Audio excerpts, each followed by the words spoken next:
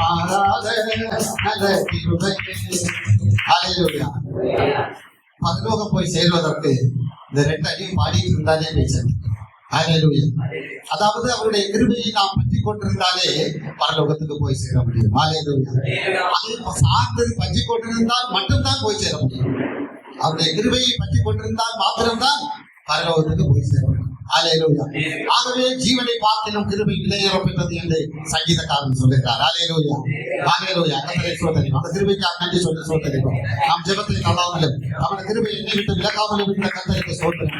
என் ஜெபத்தை தள்ளாமலும் அவருடைய கிருபை என்னை விட்டு விலகாமலும் இருந்த கர்த்தருக்கு ஸ்தோத்திரம். என் ஜெபத்தை தள்ளாமலும் அவருடைய கிருபை என்னை விட்டு விலகாமலும் இருக்கிற கர்த்தருக்கு ஸ்தோத்திரம். ஹல்லேலூயா. ஹல்லேலூயா. இந்த யோவான் 6வது அதிகாரத்தை பார்க்கும்போது ஆண்டவராகிய கர்த்தர் இங்கே ஒரு அற்புதத்தை செய்கிறார். வாசிக்கும் போது இயேசுவிடத்தில் திரளான ஜனக்கூட்டம் வருகிறார்கள். 2வது வசனத்தை படிக்கும் போது அவர் வியாதிக்காரனிடத்தில் செய்த அற்புதங்களை அவருக்கு பின் சென்றார்கள். ஹல்லேலூயா. அவருக்கு பின் சென்றார்கள். அப்போது இயேசு என்ன செய்கிறார்? மலையில் ஏறி ஒரு இடத்தில் உட்கார்ந்து பிரசங்கிக்கிறார். ஹல்லேலூயா. அப்போது அவர் அந்த ஜனங்களுக்கு ஆண்டவர் சொல்லுகிறார், நான் ஆகாரம் கொடுக்க வேண்டும். இவர்களுக்கு என்ன செய்ய வேண்டும்? ஆகாரம் கொடுக்க வேண்டும். 5வது வசனத்தை படிக்கும் போது கண்களை ஏறெடுத்து திரளான ஜனங்கள் தம்மிடத்தில் வருகிறதை கண்டு பிலிப்புவை நோக்கி இவர்கள் சாப்பிடத்தக்கதாக அப்பங்களை எங்கே கொள்ளலாம். அப்போது பிலிப்பு சொல்லுகிறார். பிலிப்பு அவருக்கு பிரதியுத்தரமாக, இவர்களில் ஒவ்வொருவரும் கொஞ்சம் இருந்தாலும் எங்கே போய் வாங்க முடியும்? இவர்களுக்கெல்லாம் நம்ம இவ்வளவு திரளான கூட்டத்துக்கு எங்கே அப்பம் ஆகாரம் கொடுக்க முடியும்? இயேசு சொன்னார், நீங்களே கொடுங்க. உங்களிடத்தில் என்ன இருக்கிறது? இங்கே ஒரு சிறு பையன் இருக்கிறான். அவரிடத்தில் 5 அப்பமும் 2 மீனும் இருக்கிறது. ஹல்லேலூயா. நாம் அநேக தருணங்களில் படித்திருக்கிறோம். இதை ஆண்டவராகிய கர்த்தர் அப்பத்தை கொடுத்து விட்டு இதே அதிகாரத்தில் நாம் வாசிக்கும் போது ஆண்டவர் சொல்லுகிறார் 27வது வசனத்தில், அழிந்து போகிற போஜனத்துக்காக அல்ல, நித்திய ஜீவன் வரைக்கும் நிலைநிற்கிற போஜனத்துக்காகவே கிரியை நடப்பீங்கள். ஆதாரத்திலே 2 விதத்தை கொண்டு வருகிறார். ஒன்று என்ன? அழிந்து போகிற போஜனம், இந்த உலகத்தில் புசித்து உலகத்திலே அழிந்து போகிற போஜனம். 2வது என்னது? நித்திய ஜீவன் வரைக்கும் நிலை நிற்கும் ஒரு போஜனம். ஹல்லேலூயா. ஹல்லேலூயா. அப்போதான் ஜனங்கள் கேட்கிறார்கள், நாங்கள் உம்மை நம்பும்படி நீர் என்ன செய்திருக்கிறீர்? அப்போதுதான் 5 அப்பம் 2 மீன் கொண்டு அதிகமான அப்பத்தை புசித்தார்கள். திரும்பவும் அவர்களிடத்தில் கேட்கிறார்கள், நீர் வானத்திலிருந்து ஏதாவது ஒரு அடையாளத்தை காண்பீர். ஹல்லேலூயா. ஆண்டவர் அவர்களுக்கு சொன்னார். 29 வாசிக்கிறேன். அவர்களுக்கு பிரதித்துவமாக அவர் அனுப்பினவரை நீங்கள் விசுவாசிப்பதே தேவனுக்கு ஏற்ற கிரியா இருக்கிறது என்றார். அதற்கு அவர்கள், அப்படியானால் உண்மை விசுவாசிக்கும்படி நாங்கள் காணத்தக்கதாக நீ என்ன அடையாளத்தை காண்பிக்கிறேன் என்றார், என்னத்தை நடப்பிக்கிறேன் என்றார். வானத்திலிருந்து அவர்களுக்கு அப்பத்தை புசிக்க கொடுத்தார் என்று எழுதி இருக்கிறபடி நம்முடைய பிதாக்கள் வானத்தின் மன்னாவை புசித்தார்களே என்றார். வானத்தின் மன்னாவை புசித்தார்கள். யாத்திராகமம் 16வது அதிகாரத்தை படிக்கும் போது அங்கே சொல்லப்பட்டிருக்கிறது. யாத்திராகமம் 16வது அதிகாரம் 4வது வசனத்தை வாசித்து பாருங்கள். யாத்திராகமம் 16:4. அப்பொழுது கர்த்தர் மோசேயை நோக்கி, நான் உங்களுக்கு வானத்திலிருந்து அப்பம் பரிசிக்க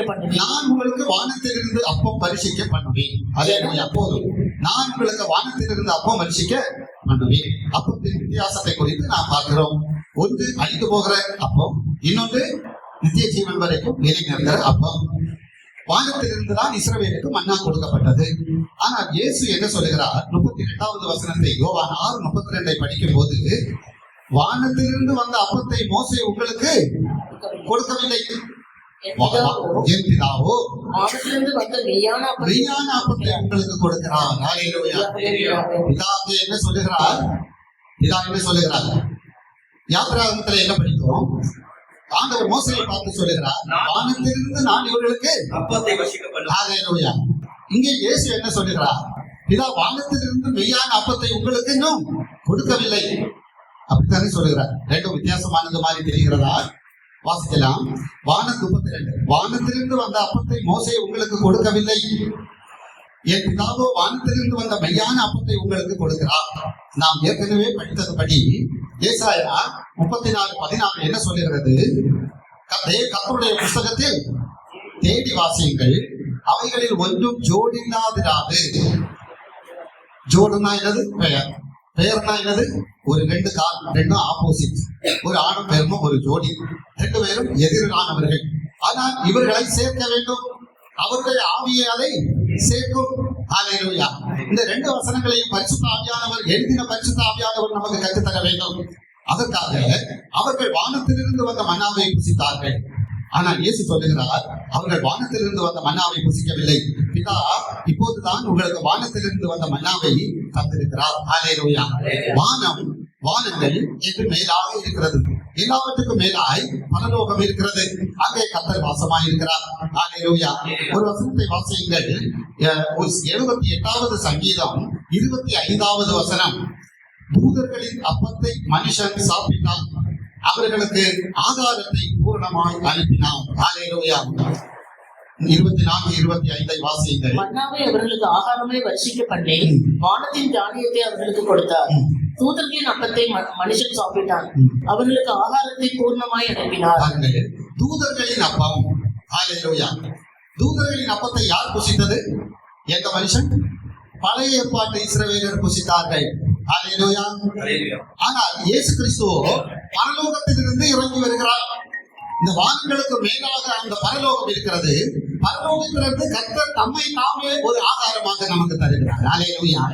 ஆகவேதான் இயேசு சொல்லுகிறார் இந்த யோவான் 6வது அதிகாரத்தில், ஹல்லேலூயா, 48வது வசனம் படிக்கும் போது, ஜீவாப்பம் நானே, ஜீவாப்பம் நானே. உங்கள் பிதாக்கள் வனாந்திரத்திலே மன்னாவை புசித்திருந்து மரித்தார்கள். அவர்கள் அழிந்து போகிற மாம்சத்துக்குரிய மன்னாவை, தூதர்கள் புசிக்கிற மன்னாவை புசித்து அழிந்து போனார்கள். ஒரு ஆவிக்குரிய போஜனத்தை குறித்து இங்கே இயேசு சொல்லுகிறார். நித்திய ஜீவன் வரைக்கும் நிலைநிற்கிற ஒரு ஊழியத்தை குறித்து, ஒரு சத்தத்தை குறித்து, ஒரு ஆகாரத்தை குறித்து இயேசு பேசுகிறார். அந்த ஆகாரம் என்ன? அந்த வசனம் படி 51. நானே வானத்திலிருந்து இறங்கின ஜீவாப்பம். எல்லாரும் வாசிப்போம். யோவான் 6:51. நானே வானத்திலிருந்து இறங்கின ஜீவாப்பம். இந்த அப்பத்தை புசிக்கிறவன் என்னென்னைக்கு பிழைப்பான். நான் கொடுக்கும் அப்பம் உலகத்தின் ஜீவனுக்காக நான் கொடுக்கும் என் மாம்சமே என்றார். ஹல்லேலூயா. ஹல்லேலூயா. ஹல்லேலூயா. 53 வாசிக்கலாம். அதற்கு இயேசு அவர்களை நோக்கி, நீங்கள் மனுஷகுமாரனுடைய மாம்சத்தை புசியாமலும் அவருடைய இரத்தத்தை பானம் பண்ணாமலும் இருந்தால் உங்களுக்குள் ஜீவன் இல்லை என்று மெய்யாகவே உங்களுக்கு சொல்லுகிறேன். என் மாம்சத்தை புசித்து என் இரத்தத்தை பானம் பண்ணுகிறவனுக்கு நித்திய ஜீவன் உண்டு. நான் அவனை கடைசி நாளில் எழுப்புவேன். என் மாம்சம் மெய்யான போஜனமாய் இருக்கிறது, என் இரத்தம் மெய்யான பானமாய் இருக்கிறது. என் மாம்சத்தை புசித்து என் இரத்தத்தை பானம் பண்ணுகிறவன் என்னிலே நிலைத்திருக்கிறான், நானும் அவனை நிலைத்திருக்கிறேன். ஹல்லேலூயா. ஹல்லேலூயா. ஜீவனுள்ள பிதா என்னை அனுப்பினது போலவும் நான் பிதாவினால் பிழைக்கிறது போலவும் என்னை புசிக்கிறவனும் என்னாலேயே பிழைப்பான். வானத்தில் இருந்திறங்கின அப்பம் இதுவே.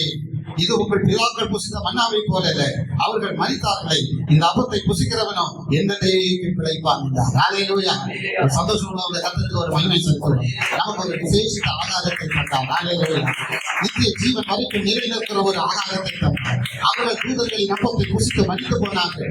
நாமோ மரிக்காமல் அவர் மரித்தாலும் உயிர் தர செய்கிற ஆண்டவராகிய இயேசு கிறிஸ்துவின் சரீரமும் இரத்தமும் நமக்கு கொடுக்கப்பட்டிருக்கிறது. அதாவது வானத்திலிருந்து இறங்கின அப்பத்துக்கு மேலான வானமாகிய பரலோகத்தில் இருந்த பிதா அவருடைய குமாரனாகிய இயேசு கிறிஸ்துவை அனுப்பி அவரையே நமக்கு ஆகாரமாக தந்து அவராலே மரணத்தையும் பாவத்தையும் சாபத்தையும் உலகத்தையும் சாத்தானையும் மனுஷனையும் சர்வத்தையும் ஜெயிக்க வைத்து பாதாளத்துக்கும் மரணத்துக்கும் உரிய திறவுகோல்களை உடையவராய் பரலோகத்தில் அவர் எடுத்துக் கொள்ளப்பட்டு உயிர்த்தெழுதலும் ஜீவனுமானவராக இருக்கிறார். ஹல்லேலூயா.